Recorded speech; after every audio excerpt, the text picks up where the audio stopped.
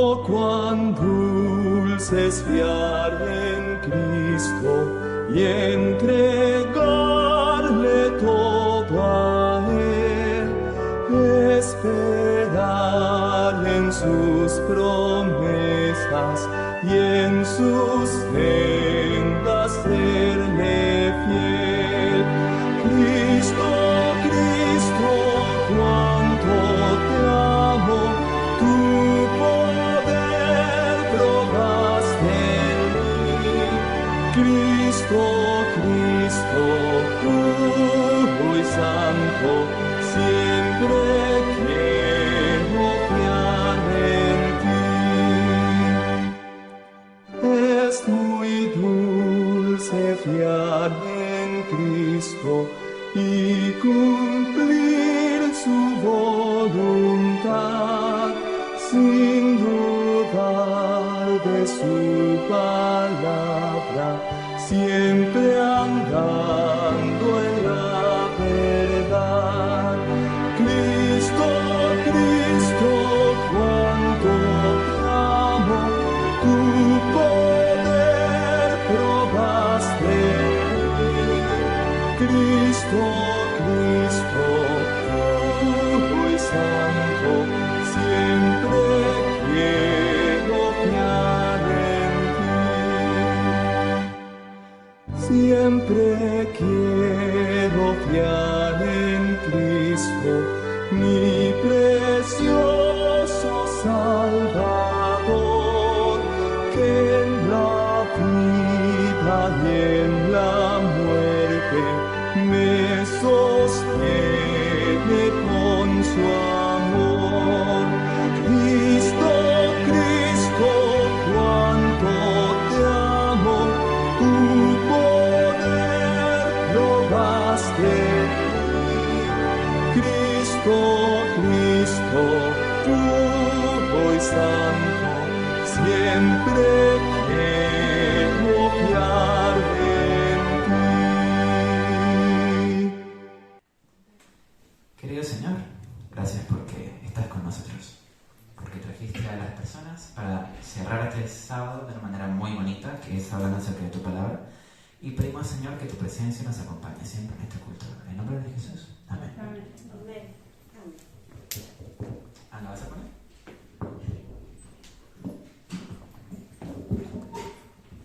Ok. Bueno.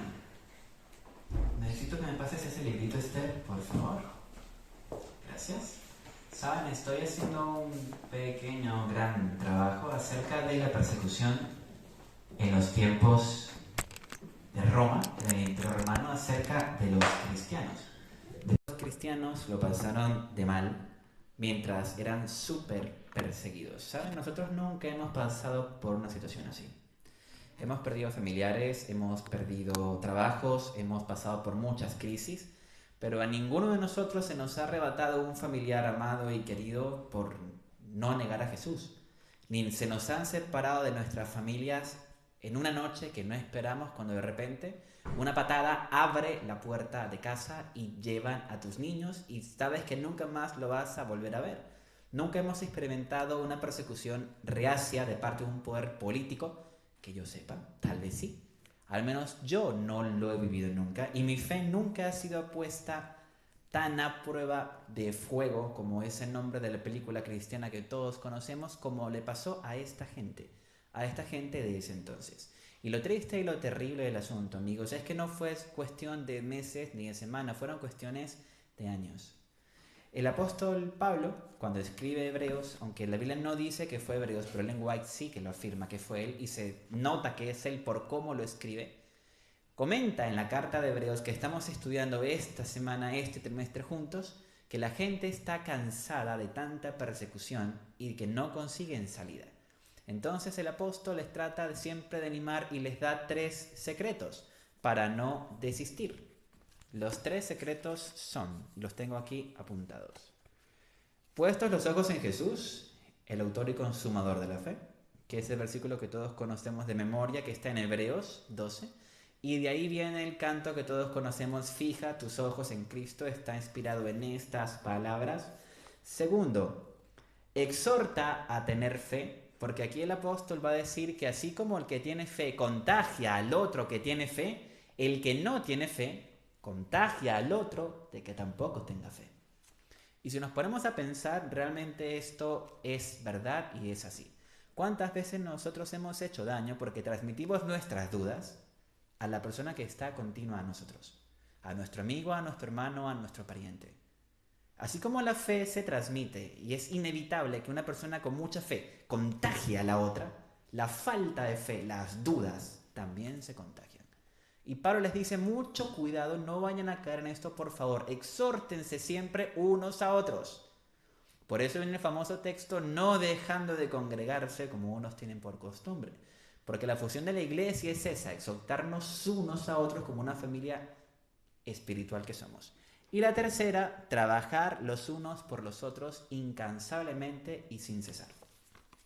Saben, déjenme leerles en la introducción del folleto de este. A mí me gusta mucho la edición 3 en 1 de la Escuela Sabática, es la que más me estudio. Porque ahí te explica todo minuciosamente y te da un mapa muy amplio de la lección. Permíteme leerle un pedacito de la introducción de esta lección de Escuela Sabática que dice así. Suetonio, un historiador, menciona que algunos cristianos fueron acusados de promover una superstición nueva y dañina. Y atentos a las causas que dieron a los cristianos para poder perseguirlos. Es súper interesante. Sabemos que fueron acusados de canibalismo porque practicaban la cena del Señor y comían el cuerpo de Cristo. Entonces se los acusó como caníbales. De ateísmo, porque rechazaron a los dioses paganos. De incesto, porque los cristianos se llaman entre sí hermano y hermana. Y de creencias supersticiosas, como por ejemplo el fin del mundo. ¿Tenían razón en acusarnos de estos cargos? Si no conoces la escritura, puede ser que te preste a confundirse. Que alguien se coma el cuerpo de Cristo, si no te lo explican, suena a canibalismo, ¿verdad que sí? Entonces, cuando descubrieron que los cristianos estaban creciendo más y más, empezaron a acusarlos de delitos como esto, que transgredían la ley. Por eso tuvieron justificación y móvil y prototipo para perseguirlos. Amigos, fue una persecución enorme, muy sangrienta, extremadamente miedosa, al punto que uno de los Césares, que tantos emperadores que estaban en esa época, los acusó de haber incendiado la ciudad y decidió una noche, que es una noche muy triste en la historia de la humanidad, apagar las antorchas de la ciudad y encenderla con antorchas humanas. Así que esa noche, tristemente, toda la ciudad de Roma se iluminó, pero con antorchas humanas de cristianos que fueron quemados porque no quisieron negar a Jesús. La pregunta que nos sale interesante es, ¿qué tenía esta gente dentro para llegar a no ceder, sino a alargar sus principios y no negar su fe a pesar de la dureza de las consecuencias que profesar tu fe conllevaba? ¿Qué tenían? ¿Cuál es el secreto? Porque yo también quiero una fe así. ¿Saben? Nuestras pruebas, aunque difíciles, yo no he tenido ninguna prueba tan grande como esta. No puede ser comparada. Sin embargo, Jesús dirá que el que no es fiel en lo poco, tampoco va a ser fiel en lo mucho. Así que las pruebas que nosotros todos los días tenemos en esta vida nos están avisando que un día se van a complicar mucho más y que van a ser mucho más grandes y mucho más intensas. ¿Saben? Un autor muy importante que se llama William Shakespeare, autor de obras muy famosas hace mucho tiempo, y Camila lo sabe muy bien, tiene una expresión que todos conocemos, to be, que significa ser o no ser, ¿ok? ¿Y cómo sigue? That's the question. Esa es la cuestión. ¿Ser o no ser? Nosotros, y Danny Bosquet tiene una idea muy interesante, lo llama creer o no creer. Esa es la cuestión. Podemos creer que todo esto es mentira y que nos lo hemos inventado, o podemos creer que todo esto es verdad y tenemos evidencias en nuestra vida innegables de que nuestro cristianismo, nuestra religión y nuestro Dios Jesús es real. Lamentablemente, con todo este escenario de la pandemia que tenemos encima, tenemos muchísimas evidencias para ver cómo la gente está peleándose unos con otros por información. Si se dan cuenta, la frase que yo he escuchado más veces es: yo ya no sé en qué creer. Porque tenemos estudios oficiales que nos dicen A y estudios oficiales que nos dicen B. Y opiniones de personas que amamos que están encontradas y divididas. No quiero entrar en el por qué, pero ustedes saben a qué me refiero exactamente. Entonces nos encontramos en situaciones complicadísimas donde tenemos que escoger qué creer o qué no creer. Y mucha gente llega al cansancio pandémico de decir: mire, estoy tan harto de escuchar noticias, de discutir por cosas, de presentar justificantes cada vez que voy a viajar, cada vez que tengo que hacer A o que tengo que hacer B, que estoy cansado, cansada de esta situación. Paso del tema, no quiero saber más. A veces ni siquiera sé en qué o en quién creer. Amigos, el enemigo es especialista en hacernos dudar de todo. Por más mínima que sea la duda, él siempre va a estar ahí. Así que, si es difícil creer en los seres humanos, imagínense ahora creer en algo sobrenatural que posiblemente nosotros, nunca hayamos visto. Saben, los que me conocen saben que yo soy muy imaginativo y muy imaginario y me gusta imaginarme las cosas. La mayoría de la gente nace en esta tierra sin conocer a Jesús. Desde que el momento en que nacen, muy poquitos son los que nacen en un hogar que tiene la verdad. Entonces, ¿cómo la cantidad de gente que nos sobrepasa en mayoría, pero por goleada, descubre a Jesús? ¿Cómo?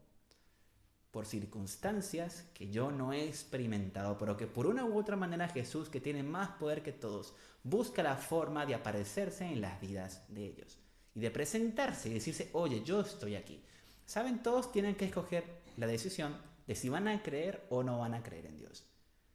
Y por A o por B, imagínense muchas circunstancias que llevan a una persona a una orilla del lago de noche, mirando al cielo como pensando: así que este eres tú. Así que era verdad. Así que tú, Dios, existes. Está bien, voy a creer en ti. La Biblia dice que cuando alguien dice esto, el cielo se alegra como una enorme fiesta. Yo imagino que en el cielo dice como: bien, bien.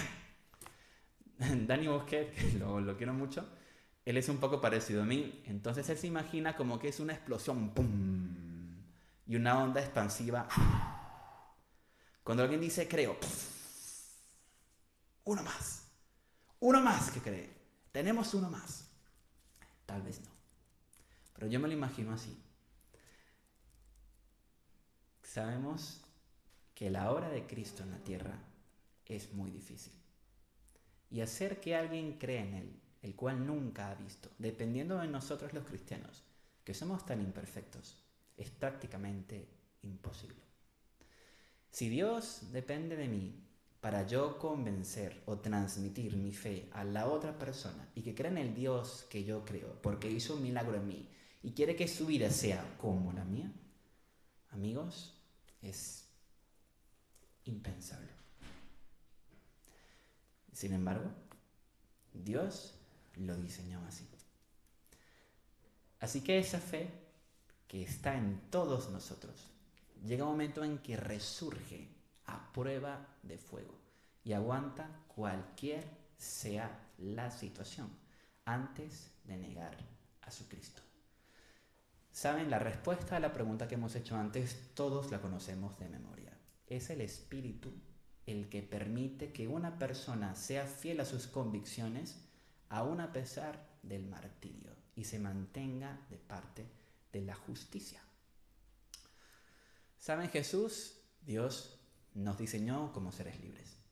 Hay una estructura, un concepto que se llama libre albedrío. A mí es un concepto que, a pesar que lo acepto, confieso que no me gusta. porque me gustaría que Dios me obligara a salvarme. Me gustaría que me cogiera así de la mano y me dijera, ven acá, Samuel, siéntate aquí, esto es lo que tienes que hacer. Porque sé que me hace bien a mí. Así como los padres castigan a los niños cuando se portan mal para enseñarles el bien, me encantaría que Dios hiciera eso conmigo, que me obligara a salvarme, porque su voluntad es salvarme. Pero sin embargo, por alguna razón, no lo hace. Hay historias de ficción donde las personas pueden dominar los sentimientos y pueden mover así como la mano y decirle a alguien un pensamiento y esa persona cree que su pensamiento es suyo. Estoy pensando en una escena justamente donde no los quieren dejar pasar en una historia de ficción y el personaje principal les dice, nos vas a dejar pasar. Y el soldado le responde, los voy a dejar pasar. Estaremos aquí el tiempo que queramos. Y el soldado responde, estarán aquí el tiempo que ustedes quieran. Pasen, pasen, pasen. Y los dejan pasar. ¿Por qué? Porque el otro tenía más poder de sembrarle una idea en la mente que no era suya. ¿Tiene Dios ese poder? Por favor. Claro que sí. Lo tiene. Entonces, ¿por qué no lo hace? Si es por mi bien, me encantaría que lo hiciera. Sin embargo, en su infinito amor, Él decide no hacerlo, sino que espera suplicante que nosotros por nosotros mismos tomemos la decisión. Hace poco tiempo, en la escuela sabática anterior, ¿se acuerdan cuál fue que estudiamos? ¿Qué tema? ¿Ya se les olvidó? Gracias, Rosy, Deuteronomios. En Deuteronomios Dios usa una expresión muy bonita que invito a que la busquemos. Deuteronomios 5:29. Búsquenla conmigo por favor y vamos a leerla juntos. Aquí vemos el por qué Dios no puede y no interviene en nuestra voluntad y no nos obliga a hacer lo que nosotros no queremos hacer aunque sea nuestro bien. Pero tiene una expresión donde dice, ojalá pudiera hacerte ver que esto es para tu bien. Esa expresión en Deuteronomio 5:29 se entiende y se lee como, ¿quién diera? ¿Quién diera? ¿Quién diera que tuviesen tal corazón? Que me temiesen y guardasen todos los días todos mis mandamientos, para que ellos y sus hijos les fuese bien para siempre. En hebreo, la expresión es mi yitar, que puede significar muchas cosas. Ojalá, cómo me gustaría, cómo desearía, o como lo tradujo la versión del 60 de la Reina Valera en español. ¿Quién diera? Amigos, esta expresión es muy bonita, muy profunda, llega a ser incluso muy romántica. ¿Cómo me gustaría que hicieras mis caminos? ¿Cómo me gustaría que estuvieras conmigo todos los días y me reconocieras como Dios? Pero no te voy a obligar. Jesús espera que nosotros demos el primer paso. Y Él nos está esperando con los brazos abiertos. Y nos llama, pero el paso a creer lo tenemos que dar nosotros. Y la gente que no cree, ¿qué hacemos? ¿Saben? Tenemos en la Biblia un texto que nos habla de un chico que no cree en Jesús, pero que le gustaría y le encantaría creer. Vamos, si les parece, a Marcos, capítulo 9. Aquí vemos una historia triste, pero muy profunda, de cómo Jesús está con los discípulos y algunos de ellos se los lleva a lo que conocemos como la transfiguración. Allí Jesús se transfigura, pero no se lleva a todos, deja a algunos abajo. ¿Qué es lo que hacen los que se quedan abajo y no se van con Jesús arriba a la montaña? Lo dice Ellen White, discutir. Compañeros, cuando la iglesia discute mucho, difícilmente el Espíritu Santo va a entrar. Difícilmente lo vamos a ver entre nosotros. A veces las discusiones son inoportunas, son inevitables. Es triste, pero el Espíritu Santo, bíblicamente hablando, no está cuando hay discusiones entre los cristianos hermanos. Así que, mientras Jesús estaba en la gloria extrema, excelso en la imagen de su majestad, delante de 3 discípulos que lo presenciaron transfigurarse como su figura de Dios y no de hombre, El resto se quedó abajo discutiendo acerca de quién sería el mayor y cómo sería el reino de los cielos. Y cuando Jesús baja, se encuentra con ese gran contraste, porque hay un escenario muy complicado. Hay un padre que ha traído a un hijo que tiene un problema gravísimo, gravísimo de posesión, y los discípulos no saben cómo solucionar y cómo zanjar y ayudar al chico, cómo arreglar el problema. Así que entonces el maestro les dice a los discípulos algo muy curioso. ¿Hasta cuándo no creeréis estas cosas? Parafraseando a Jesús. Incluso los llama, oh generación incrédula. Entonces se encuentra con el padre del chico y el padre del chico le dice algo muy interesante. Fijaos, Marcos capítulo 9, versículo 23. Jesús le dijo, si puedes creer, al que cree todo le es posible. E inmediatamente el padre del muchacho clamó y dijo, creo, ayuda mi incredulidad. Ayuda mi incredulidad. ¿Qué le está diciendo el padre de este niño a Jesús? Señor, no sabes cómo me gustaría creer en ti, pero no puedo. Ayúdame, porque quiero creer en ti. ¿Saben? Jesús va a comparar esto con una alegoría muy bonita, un grano de mostaza. Es la famosa frase que todos conocemos de memoria. Si tu fe fuera como un grano de mostaza, dirías a un monte, muévete de aquí al otro lado y se movería. Esto en lo explica a la perfección en el deseo de toda la gente si se entiende que Jesús no está hablando literalmente que el monte se va a mover, sino que el granito de mostaza, que por cierto es muy pequeñito, tiene el principio común de todos los demás árboles, que aunque empiece pequeño, poco a poco va a empezar a crecer. Y Jesús dirá que se va a hacer la mayor de todas las hortalizas. Entonces, a Jesús, al Señor, le basta con un poquito de fe. Con que diga simplemente, Señor, me cuesta creer, pero ayúdame. Eso es suficiente. Ese es el granito de mostaza que Jesús está esperando que digas. Y a partir de allí, se te va a abrir un atlas lleno de colores y de estímulos, donde verás a Dios como nunca antes lo has visto en tu vida. Y con el paso del tiempo estarás tan seguro de que Dios existe, que no podrás negar que crees en Él, ni aún como consecuencias el martirio. Ni aunque tengas como consecuencia el martirio. Amigos, esta fe que tuvieron los primeros cristianos, yo la quiero para mí. Esta fe inquebrantable, hay un himno en el himnario que habla acerca de eso. Esta ardiente fe que me ayudará aunque esté en la miseria vil. Eso es lo único que hace falta. Un granito de mostaza que digas, Señor, yo quiero creer. Principio. La historia sigue diciendo que Jesús vio que la multitud le golpeaba y reprendió al espíritu inmundo diciendo, el espíritu mudo y sordo yo te mando sal de él y no entres más en él. Entonces el espíritu, clamando y sacudiéndole con gran violencia, salió y quedó como muerto, de modo que muchos decían está muerto. Pero Jesús, tomándole de la mano, le enderezó y se levantó. Cuando él entró en casa, sus discípulos le preguntaron aparte, Padre, ¿por qué nosotros no pudimos echarle fuera? Y Jesús les respondió, este género no sale sino con oración y ayuno. Amigos, estos dos elementos son el secreto de una vida cristiana exitosa. No es compatible una vida cristiana verdadera sin oración. No es compatible. No se puede sostener. El Señor nos dirá que hace falta un poquito de fe para que el abanico se abra. Estamos en febrero. No tenemos ni idea de cómo va a ser este año.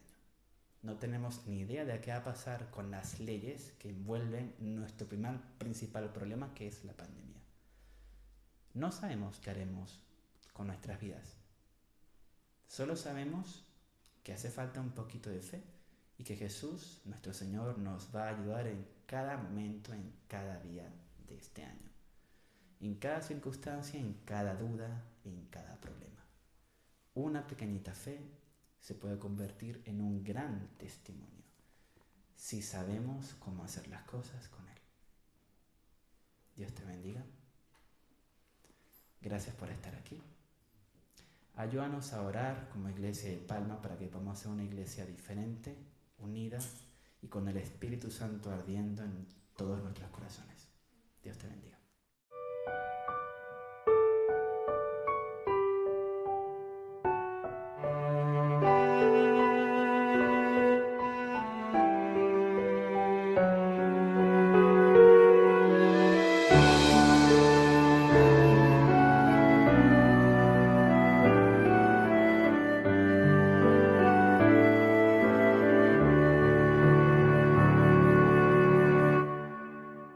Como el siervo clama por las aguas, mi alma anhela a Dios. Solo tú satisfaces mi ansiedad, llenándome de paz. Solo tú eres mi sostén. ¿A quién iré sino solo a ti? Yo te rindo mi vida entera para siempre a ti, Señor. Cristo, tú eres mi amigo y mi hermano, aunque eres Rey también. Yo te amo por sobre todo y te alabo, mi Señor. Solo tú eres mi sostén. ¿A quién iré sino solo a ti?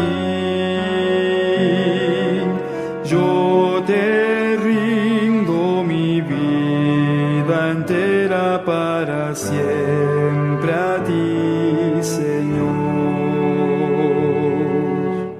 Más que al oro te anhelo a ti, pues solo tú me podrás saciar. Solo tú eres mi alegría, la razón de mi existir. Solo tú eres mi sostén. ¿A quién iré sino solo a ti? Yo te rindo mi vida entera para siempre a ti, Señor.